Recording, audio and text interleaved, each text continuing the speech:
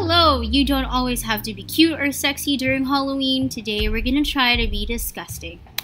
I'm gonna start with a toner just to make sure that under all the makeup my skin will still be relaxed. And then I'll just lather this moisturizer on my lips before I do everything else. Feel free to use any marker. In my case, I'm gonna use this Better Than Basic liner from Caroline, and I'm just gonna try to trace where I want my infection to be. We won't be using any fancy prosthetics or latex today, it's just all Quaker Oats and some lash glue.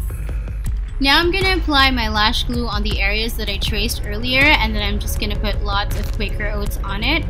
You have to be quick when doing this process because the lash glue dries faster than the usual latex.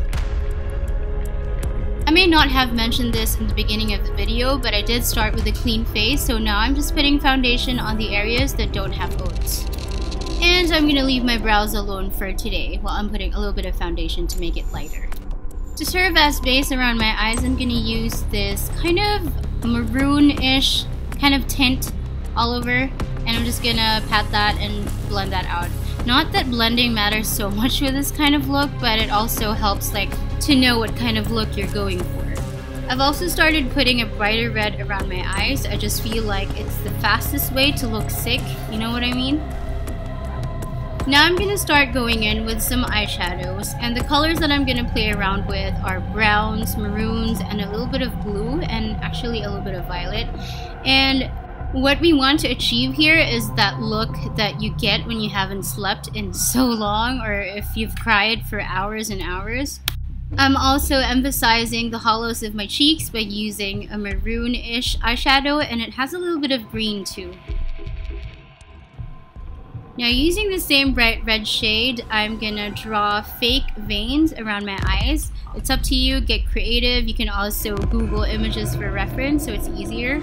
And when you're done drawing the lines, make sure that you kind of pat that into your skin so that it looks real. Now I'm gonna add more red on my waterline using this lip pencil from Makeup Forever. I'll also add purple lines to fake more veins around my eyes.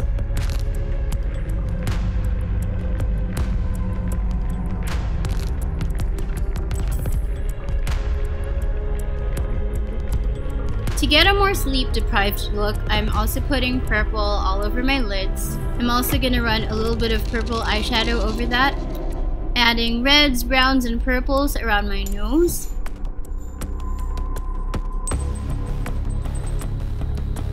Onto the lips, we want to make sure it's all nude, so put foundation over your lips, and then we're going to do ombre lips. It's also a thing for zombies, so as you can see, I kind of put a little bit of purple eyeshadow on the inner corners. I'm also faking some dry lines, which I already have.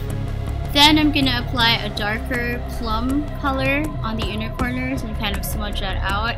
I don't have a cream-based product that's yellow-green, so I just mixed yellow and blue to get this shade, and I'm putting that all over the oats I have on my face.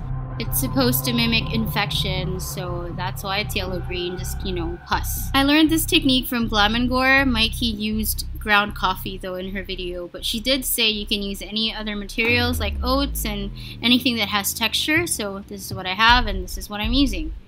Then I'm just adding a little bit of red on the oats to give it a more disgusting look. And some yellow on some areas of my skin for that pus effect. Add oil on some areas of the face, wherever you want to put oil and wherever you want to look oily or greasy so that you're more disgusting. Eat some chocolate if you don't have the fake blood so that your teeth will be stained. And this is it. This is a scary Halloween makeup look.